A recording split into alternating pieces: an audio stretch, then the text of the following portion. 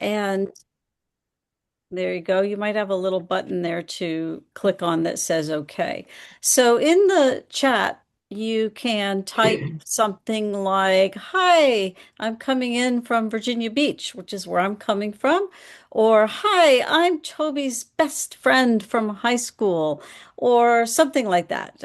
Introduce yourself, and that way, while we are getting our last few people in, we'll get to know who you are and we'll be able to get ready.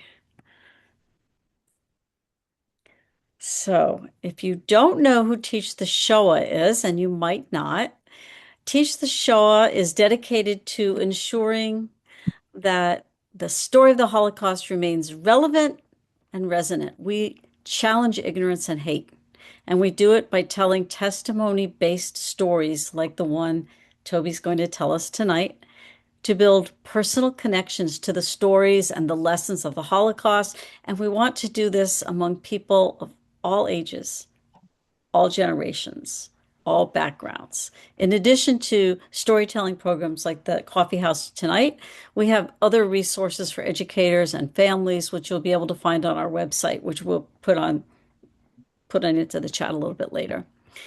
Hold on, I'm going to pull this down here. So I'm Tanya Wisoker. I'm a storyteller. I'm an instructor and a coach and a board member for Teach the Shoah. And tonight, our featured teller is Toby Rabbin. Now, there's a lot of people on your screen. You probably are in gallery view. I don't know if you can see Toby, but I'm going to spotlight her for just a moment so that you can see her and understand. Yeah, see, there you go.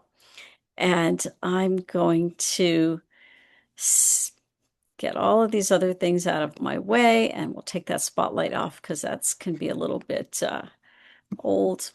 So the story and then the discussion that we're going to have tonight are part of what I would say is a sacred tradition of storytelling. And every telling requires an audience, and that would be you. And together we're going to embrace this story. We're going to listen to Toby. We're going to notice our own feelings, and we'll have a little bit of time to listen to one another. And what I'd like you to do before we begin, because it is a Holocaust story, is to just take a moment to close your eyes just for a moment. Pay attention to your breathing. It's really good before we do this to kind of settle into where we are. So take a deep breath in and let it out. Think about your posture. Are you comfortable? Are you solidly in your chair with your feet on the floor? You might want to do a little neck stretch, a little shoulder roll. And that deep breathing will just flood every cell with oxygen, which is going to help you to listen and pay attention. And what we're going to do tonight. Okay, great. So tonight's coffee house highlights just one person's story. You're going to see, though, I hope you will understand how one person's story impacts other people's stories. We're going to hear this story of the Holocaust that Toby's going to share, and then we will give her some appreciations after the story. And then she'll be able to tell us a little bit about how she developed the story. She might explain some photos she has as well. You'll have time to ask questions. And then afterward, anybody who wants to stay for our mini workshop afterward is welcome to do that. I do want to remind you, I know you're here for Holocaust story, but I want you to remember that everyone reacts differently to a Holocaust story. So give yourself space, give yourself grace as you're listening. Set aside anything that could distract you, please, and just listen with your whole self. And I think you're going to fall right into this story. All right, I'm going to share this slide for you. I assume everybody's good. I'm not really looking at the slide right now at the chat. I'm going to let Lynn do that. And by the way, Lynn Feldman, who is also at the top of your screen, I believe, she is the, wow, what's your title, Lynn, since I've already, what are you? You're the second half of the whole administration of Teach the Shoah. Director of Holocaust Scholarship and General Manager. Director of Holocaust Scholarship means that when you come to one of our history infused programs, you're going to hear some stories and you're going to hear Lynn tell you history that you actually don't know. And she's going to make it clear and simple and easy, if a little bit painful sometimes, I think. Okay, so let me tell you a little bit about our storyteller tonight. Toby is the daughter of two Holocaust survivors, both from Poland. Toby was the director of bereavement at a hospice for 10 years, where she learned more about normal death and grief. She's been a full-time and a part-time communication college instructor for more than 40 years. Toby's married. She has two daughters. She has a granddaughter, and she has a granddaughter on the way. And tonight, Toby is going to tell the story of her mother, Rose Weisfeld, who was born Ruchela Leah Friedman. Rose was born in Radom, Poland in 1914. Her parents were Toba and Mendel Friedman. And Rose was in work camps in Radom from 1941 to 1944 and then deported to Auschwitz at the end of July that year. In early December, Rose was transferred to Ravensbrück, which was a concentration camp for all women located in northern Germany. After liberation, Rose married and gave birth to a son in Sweden before the family moved to Toronto in Canada in 1950, where her daughter was born. I'm sure that would be Toby. The family moved to Baltimore in 1963. Okay, so what do we do next? We spotlight Toby, first of all, because we want you to really listen to her. I would ask you before she even begins to please make sure that you are muted so that we don't hear the dog barking or the doorbell ringing. And I would also like you to hold off on sharing your appreciations for Toby in the chat while she's telling, because that can be a little bit distracting for the teller. So wait till she's done, and then we will give her all the appreciations that we can. All right, so Toby, are you about ready? All right, so she's going to be telling you the story of her mother, Rose, in the first person, and I believe it's late December 1944. All right, I'm going to turn. The train stopped. I think this is where they are taking us. The door slides open on the train. This is not a train for people. This is a train for the animals, for the cows and the pigs. And they tell us to stand up and get out. All of us on the train, all women, they brought us from Auschwitz. We were just in Auschwitz. They put us on this train. We don't know where we're going. We don't know where we are. When they come outside, it's cold. It's very cold. It's December 1944.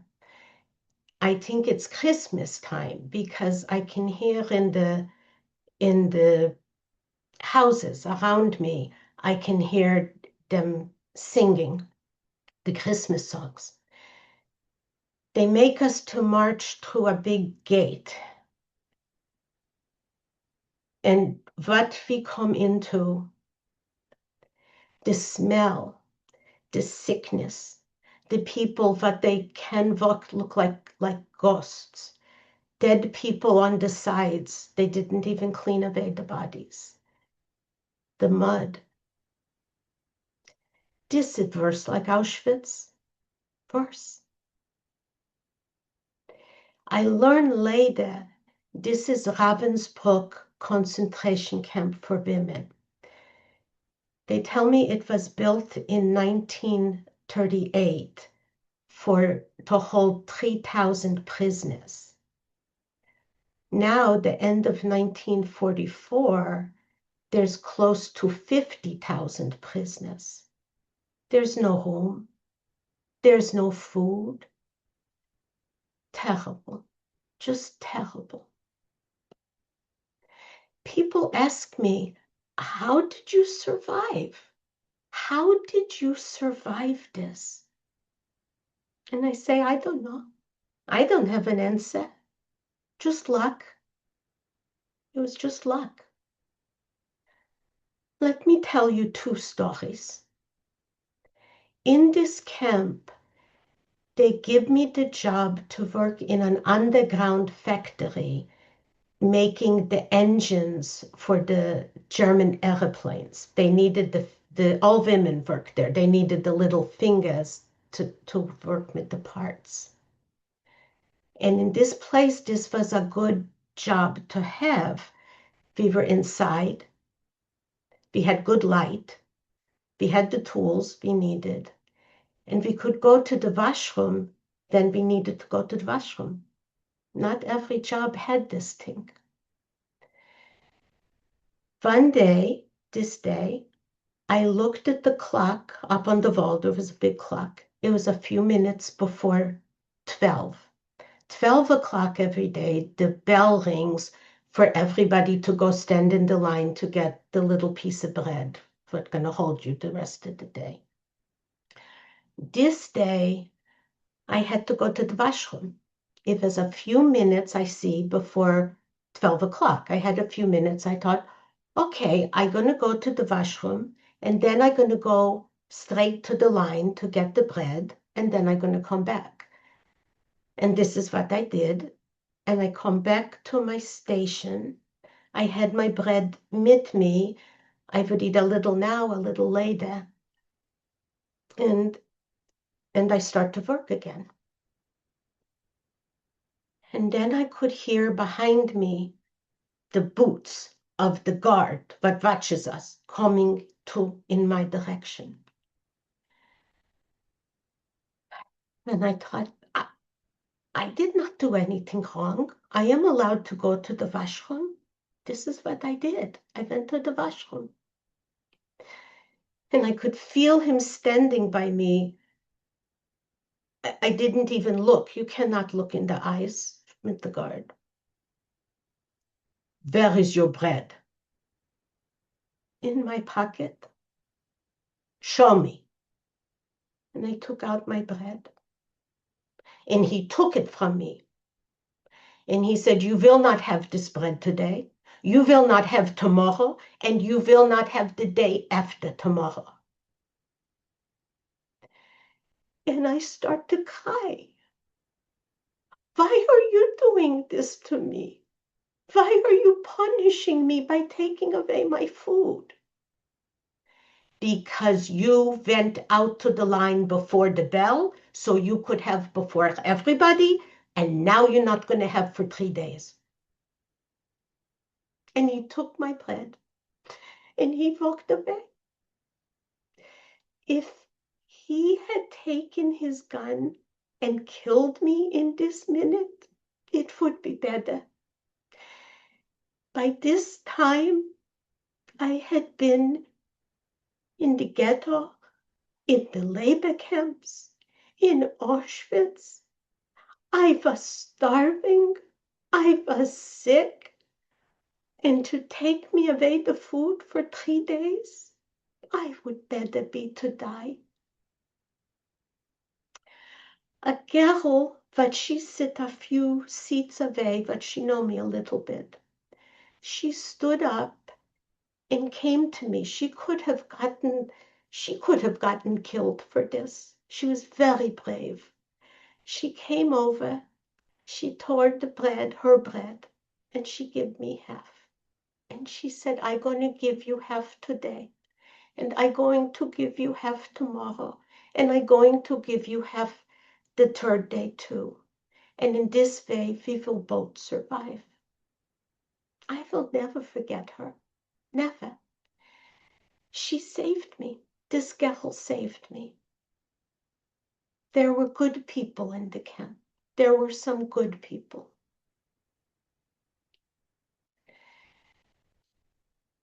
Another day later, this was now April, the end of April, now the 1945,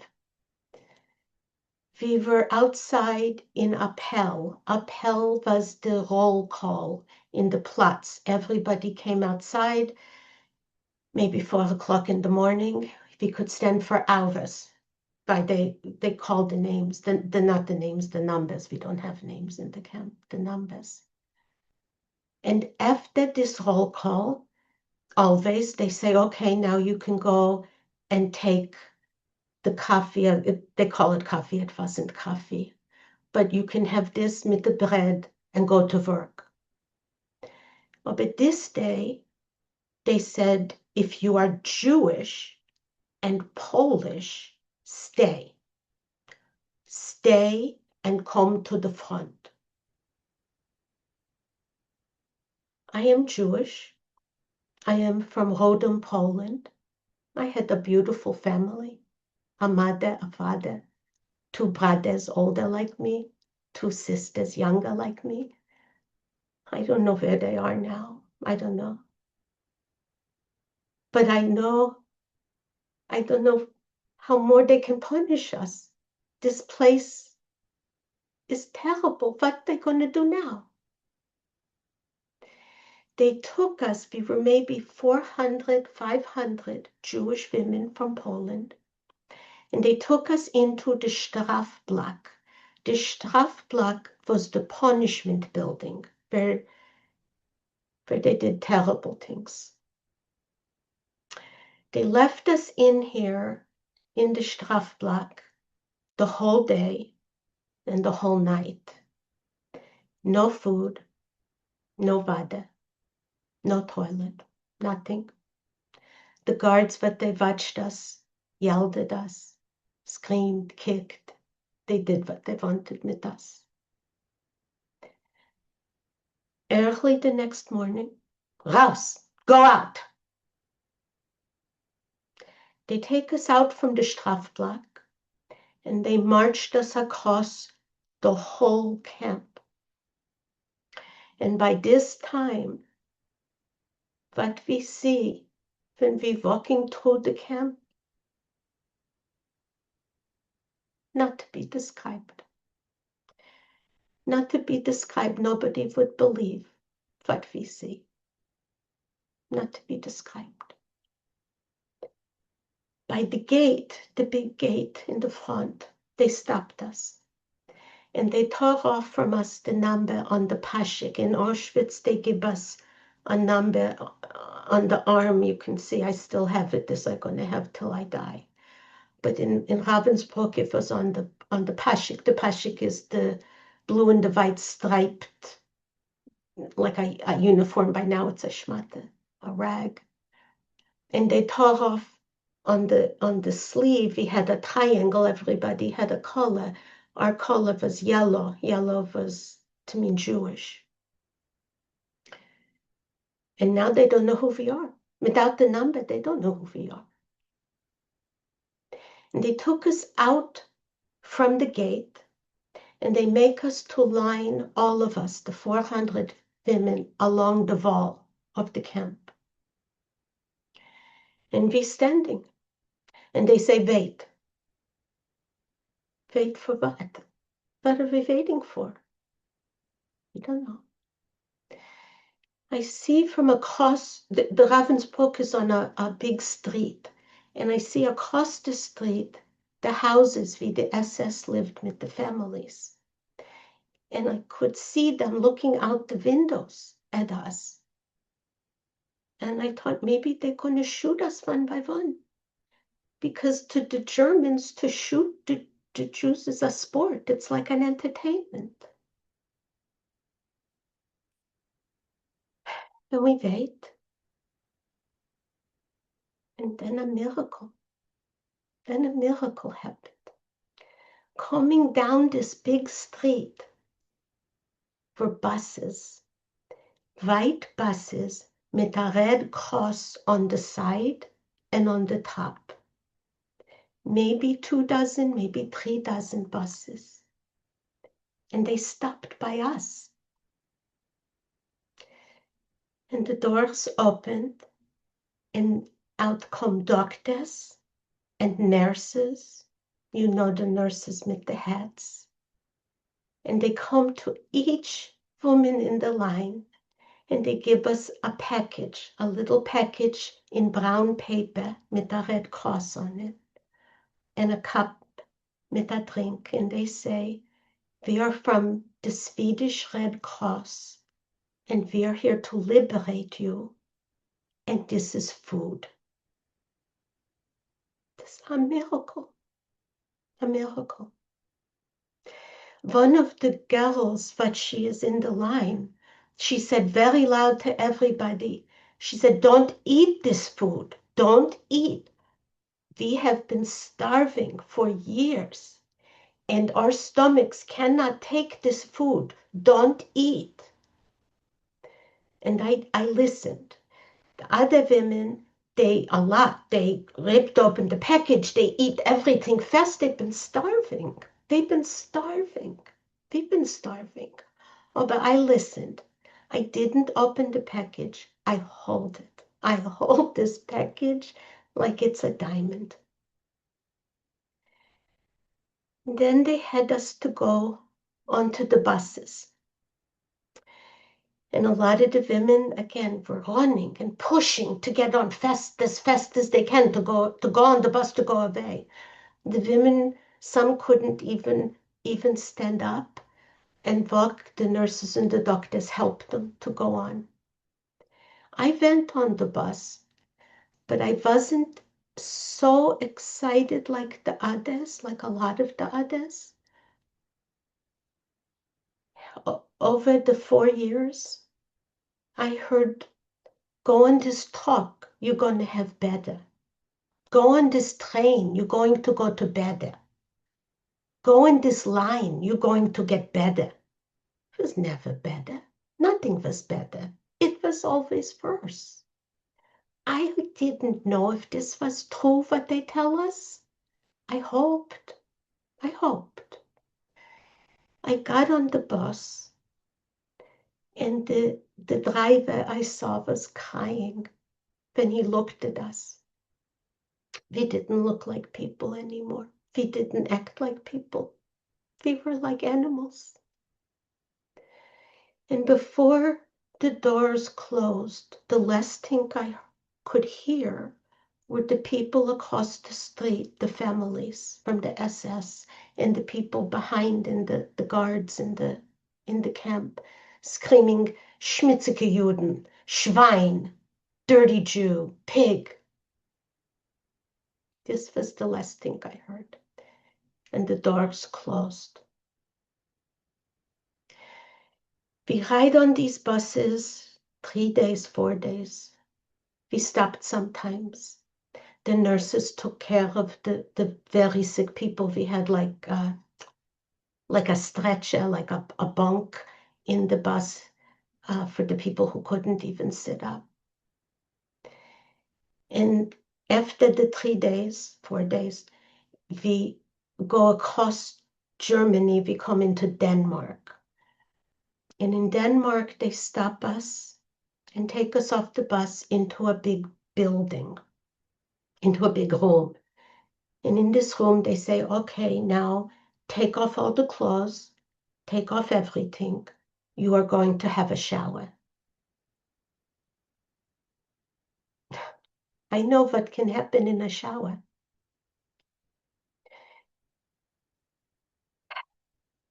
And then the water came on us, the warm water. And they give us each a piece of soap. And we wash the arms and the bodies, and the heads. The heads. We've been dancing in the water. And after the shower, they sprayed us with like a disinfectant, and they give us clean clothes and shoes, and they took everything we had, the pashiks and the wooden shoes and everything we had from the camps, and they put in an incinerator to burn it. And then I can't remember. I don't know if they took us on a bus or a train. Maybe a boat. I don't remember. But I know we come then into Copenhagen. And in Copenhagen, they put us back on these buses, and they take us with the buses onto ferry boats. And we can come out from the bus on the boat. So we were on the boat, and we were looking and seeing the water. And when we could see the land, Malmo, Sweden, when we could see the land, we saw hundreds of people waiting for us, hundreds. And they've been cheering, and they've been smiling, and they waving, and they welcoming us. And we, the ladies, the women on the boat, we started kissing each other and hugging each other, because this was the moment, this was the minute when I realized I am one from the lucky ones, and I am going to be free.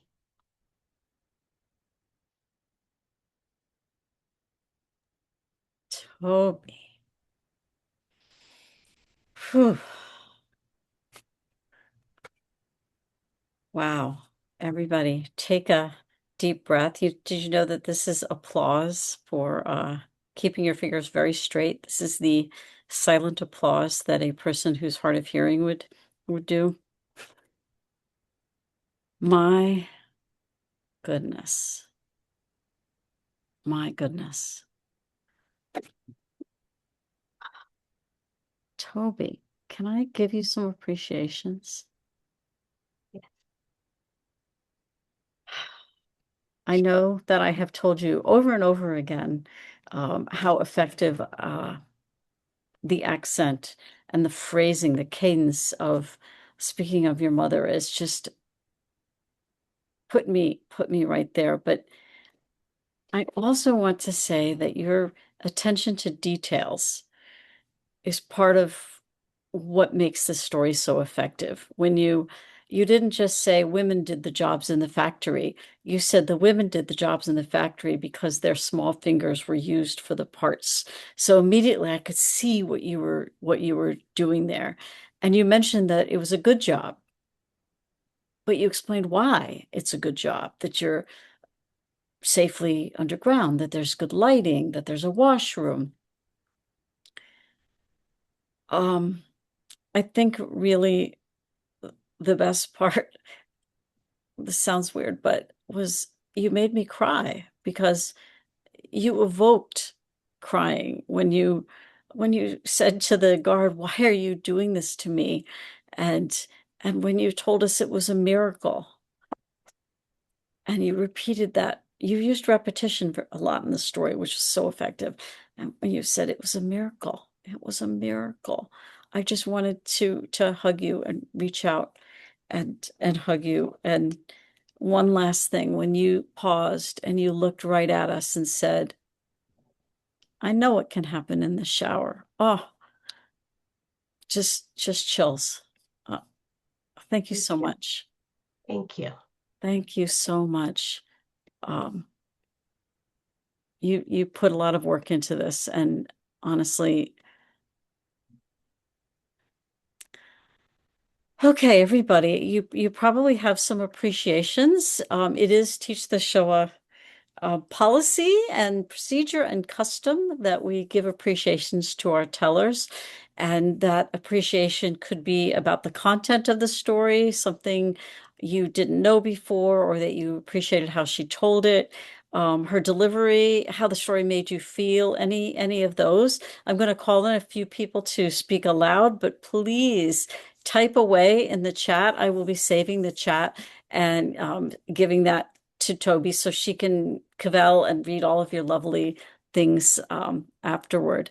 I'm going to call on Lisa McKillop to unmute yourself, Lisa, and share with us. You've got to, do you know how to, there you go. I'll push that button. No, not yet. Whoop, Nope, that's the other one. that was your video.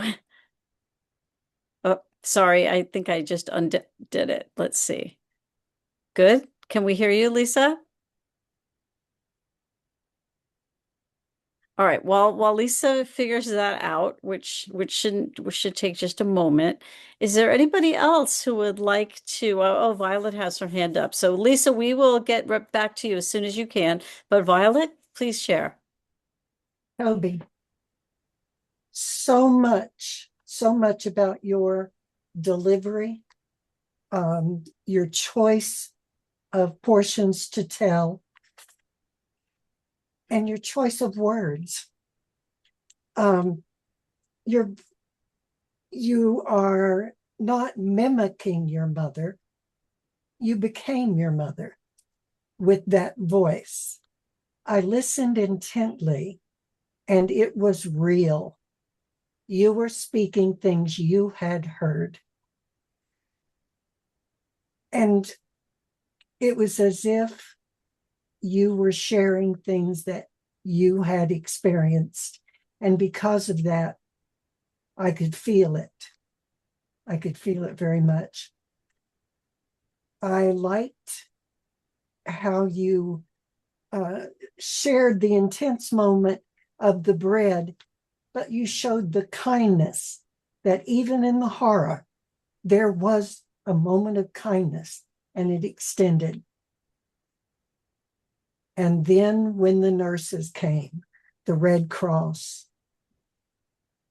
you made me catch my breath each time. Even though I knew the story, you guided us in such a way that it could have turned south any moment. Thank you. That was excellent. You have honored your mother.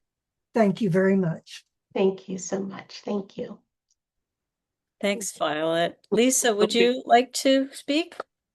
Can you hear me? We can. Oh, good. Yes, Toby, I am so proud of you. You brought me to tears, of course. And I was just thinking how lucky I was. I had such a wonderful mother, and I was able to grow up with her. And I'm so sad that you were never able to be with your mother the way that you should have been. And you have certainly honored her today. And you could not have done a better job. Love you, and I'm proud of you. Thank you, Lisa. Thank you. Thank you, Lisa. Alan. Thank you. I endorse. I want to second what everyone has said. Just beautifully delivered. And what was so striking to me was how the scenes that you chose to describe cover so many important aspects of explaining the Holocaust and explaining the experience that concentration camp survivors underwent, and from the depravity and the evilness of the German regime to the morality and ethics, of fellow prisoners that were experienced. My mother was also in Ravensbrück at that time. And so, and it could have been, her accent was very similar to your mother's. It was brilliantly done.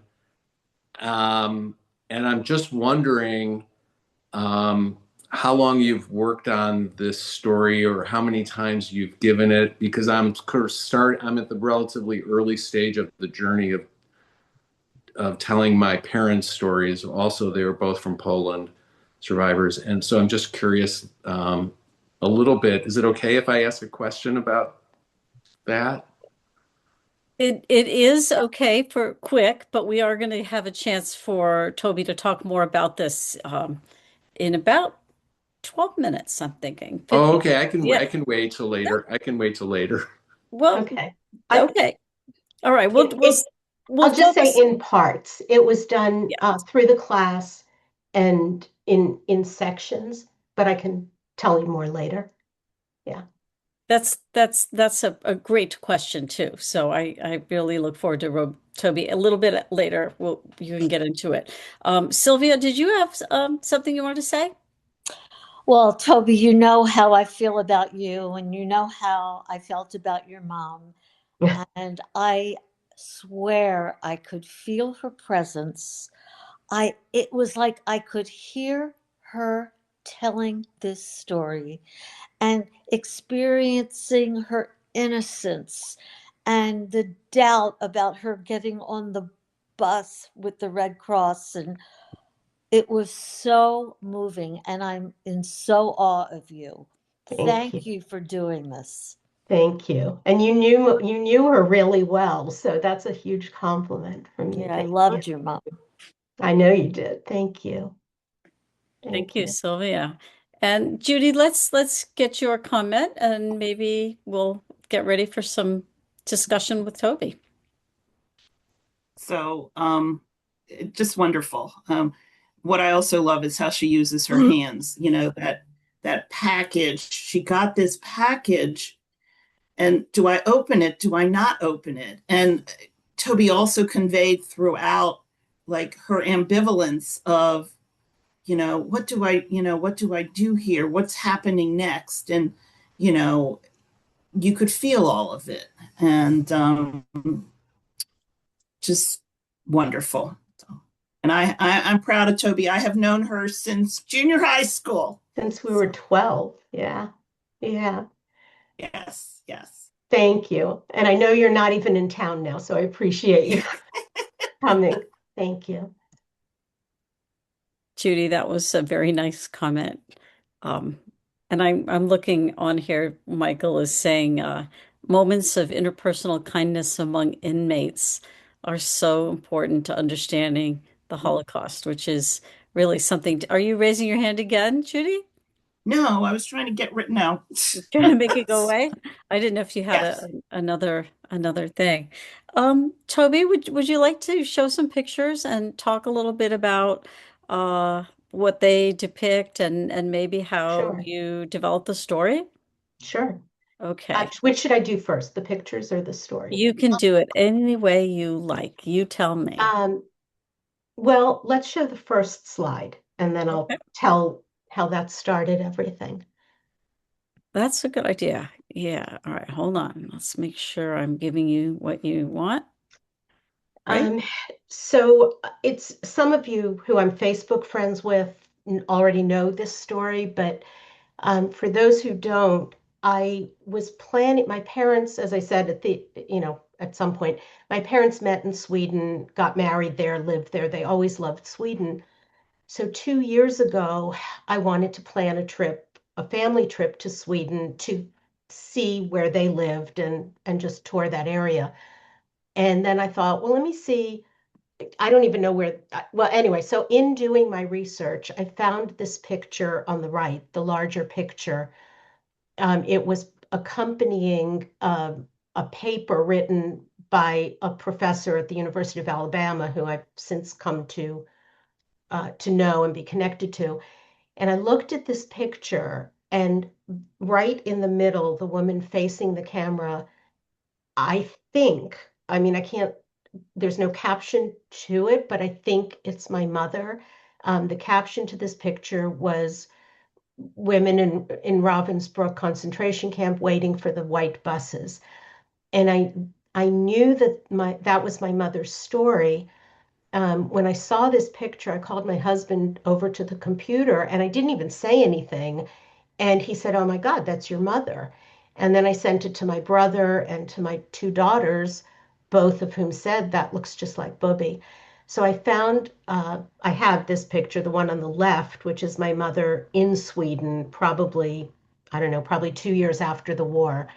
And just the head, the angle of the head, the shape of the ear, the chin, the lines for the cheeks, the widow's peak. I'm just pretty confident that's my mother, and it's appropriate because that is the story. So this was the women lined up. You can see the cups. This is where according to this paper, this is where they're lined up, waiting in front of Ravensbrück for the buses to come.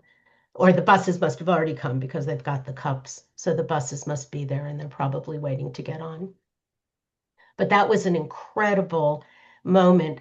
Sylvia, who spoke a few minutes ago, is my cousin, and we grew up together. And when she saw this picture, she said, we all do. I think everybody on this call who has Holocaust relatives, I mean, you scour the pictures from the Holocaust to see if you can see your loved one in one of them, if you would even recognize them. So finding this picture 2 years ago is like my miracle, is that it happened. That was incredible to find it. And that's what started me on this whole thing. And then Judy, who you heard spoke, took the Shoah class before me. And as she said, we've been friends forever. So she thought I might be interested in it. And I took the class and decided that the white buses story was the one I would want to tell for the class. So that was the one I worked on in the class, was the last day, was the appel, and then getting on the bus. And I stopped that story on the getting on the bus. That was the end. So the first story I did was just from Appel, where the Polish Jewish women were called to the front, and the story stopped when she got on the bus and she hoped that what they were saying was true, that they would be liberated. And that was a 10-minute story for class. Yes. So, and this one was turned out today to be 18. So, how hard was it? I think is what he's asking you. What did you do to Um, add? well, so actually in the class, the first story in 1982, I think, was the first international gathering of Holocaust survivors. Lynn, you would know. What year was it? I think it was 1982. Um, and my parents went and they had people recording their stories for the future Holocaust Museum, which is in Washington, D.C. So that interview's online. And in that interview, my mother tells the story of the bread. Excuse me, I'm getting over a really bad cold.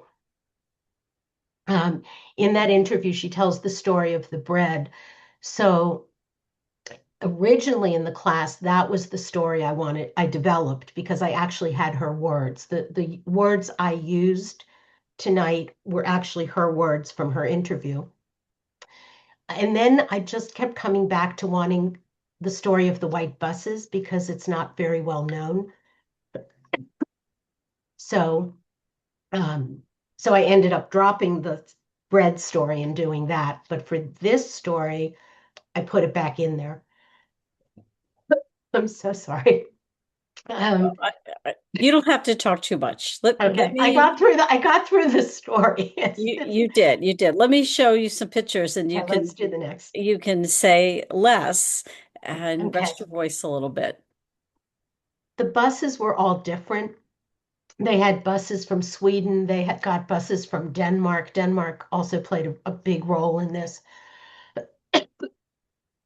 This is just a picture of one of the buses. Some were smaller, some were like this, and the right side picture are the stretchers that were for the prisoners who were too weak, and that's where the nurses and doctors took care of them over the days that they were riding to Denmark.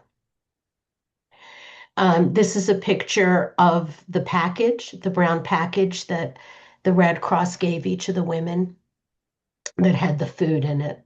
I forget, I did read what was in there, and I forget right now what was in there. But they had that.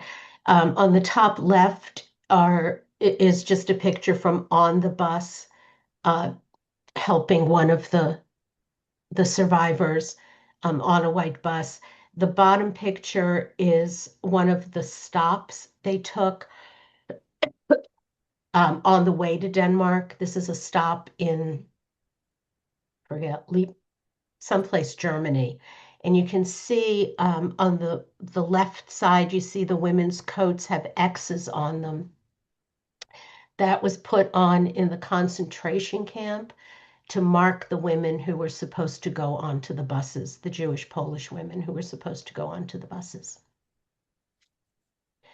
This is a picture in, I think it's in Copenhagen. I'm not sure if it's Podberg, Denmark, or Copenhagen, Denmark, but this is where the women, it might be Podberg, although I think it said Copenhagen, where the women are now, they've been showered and disinfected and given clean clothing, and they're on their way to it's either going to Denmark, or I mean to Copenhagen, or it's going to the ferry boats.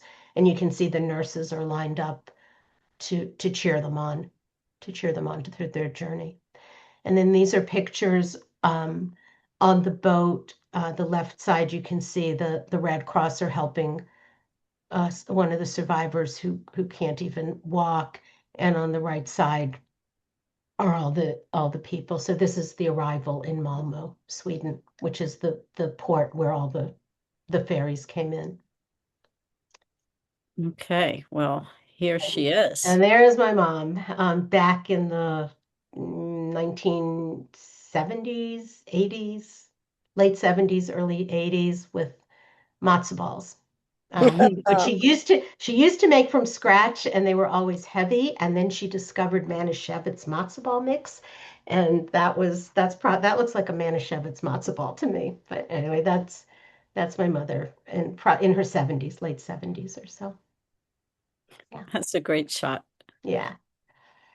So, tell us And briefly about these. this is a book. So I mentioned in the first picture, the picture that I think is my mother waiting for the white bus. It was in a kind of not an article. It was in a paper written by a university professor from Alabama. And I contacted him when I saw that his email address was there, and I emailed him and I told him why that I thought it was my mother, and oh my gosh. Anyway, he's been lovely, lovely, lovely. He's retired now, and he said that he's not even Jewish, but he was just fascinated, and he recommended, kind of laughingly, he said, if you're interested in Ravensbrück, there's a book, I think this was published in 2015, so it's pretty recent, by Sarah Helm. And he said, one day when you're on a cruise and you have like 5 days at sea with nothing to do, you can read it. It's about 1,000 pages long. And I did. I'm not on a cruise, but I did read it. And it was just incredible. So a lot of what I learned about the camp was actually from this book. Her research is impeccable. Um, it's just an amazing book, and it goes from the very beginning. Ravensbrück wasn't even built as a concentration camp. And Jewish women didn't even come until 1944. So it was not part of like what we normally hear about. But anyway, the book was amazing. And I just I don't know if this is an additional book or if it's just an updated book, but the one on the right is a more recently published book about Ravensbrück. So, this is a good moment to, when you just said about impeccably researched, this is what we want our tellers to do as for Teach the Shoah, right? We're using primary source documents.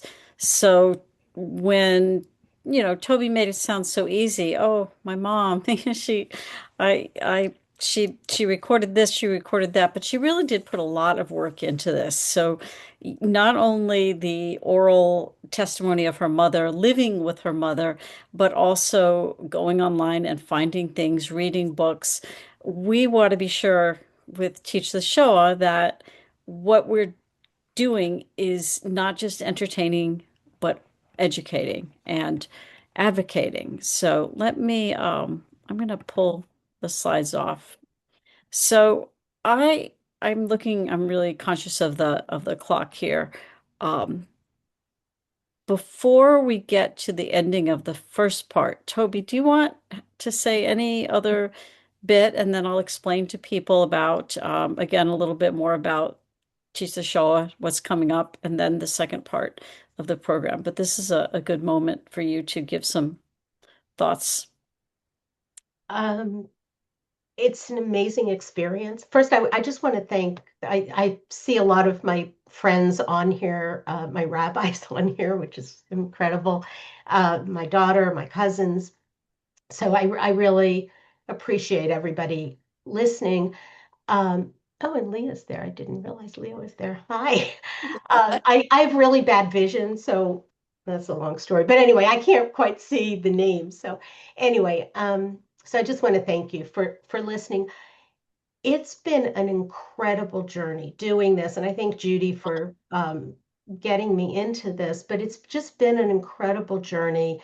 And those who said, you feel like I'm channeling my mother in the accent, I really am. I mean, part of my method is to record myself audio only. I don't like seeing myself. So I record the audio and I listen to it.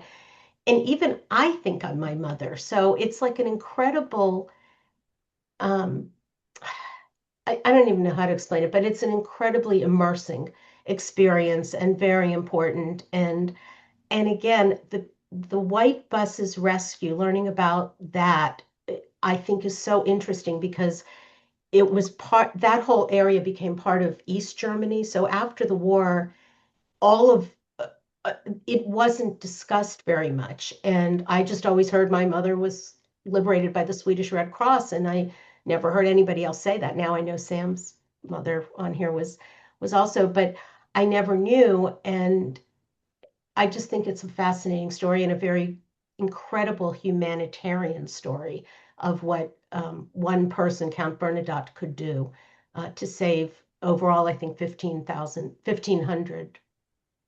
No, this, Lynn, you're gonna have to help me with that. I don't know how many he saved, but I know it was the 400 or 500 Jewish Polish women from Ravensbrück, and it's incredible what one person can do. Well, Toby, thank you. I'm sure that you are going to be sharing this story again, and probably adding on to it. So I'm looking at the clock here, and I want to show you a couple more slides here before we break for the first part.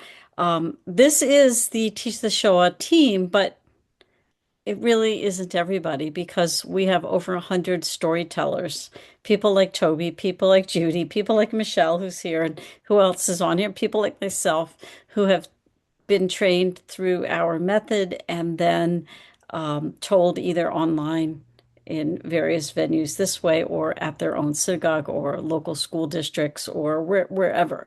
So it's a very rich organization, and they're people just like you, right? You don't have to have a family member that you want to tell about. It can be uh, somebody that you read about in a book or that you saw a video or a movie and you've decided you want to tell that person's story. We have a couple of things coming up that I want to show you. In fact, let me see if I can get this little thing into the chat, which is not as easy to do as you might think when you are doing several things at the same time. I can't even see where the chat box is. There we go. I've got this on waiting room. That's a weird thing. There we go. All right. So our next thing is a 6-week class, which actually is starting next week. I'm not sure if that's full or not. Lynn would know more about that, but it is There's the still same. places. There's still places. This is the class that I took and taught as well. Judy took, but several people here have taken this class. I highly recommend it. It's it's life-changing. I'm not going to say it any other way. This is another Zoom program that is coming up in, oh gosh, like 3 weeks, I guess. This would be a history program. Lynn, do you want to take 20 seconds to say what this is? It is marking the beginning of the invasion to the east with the Operation Barbarossa, and it is going to delve into the perspective of the perpetrators in killing pits. It's going to be heavy. There's no storytelling because we do not tell the stories of perpetrators, but we do discuss the matter in depth, and it is worth coming to join the discussion. Okay. I'm about to switch the page, but I see a question here from Alan Lynn that you might want to speak Yes, to. I would love to answer. I was waiting for the appropriate time. Do you want to do it right now? Sure. So the question was, do we know why Jewish Polish women were selected for the Red Cross buses? Yes, we do. This was a deal negotiated between the Swedish diplomats in Germany and Heinrich Himmler. There was a list of over 6,000 women from different camps, from Ravensbrück specifically. We were lucky to have Toby's mother within the group that was selected. Not all the women who were selected were actually Polish. They were marked as Polish for political reasons. Interesting.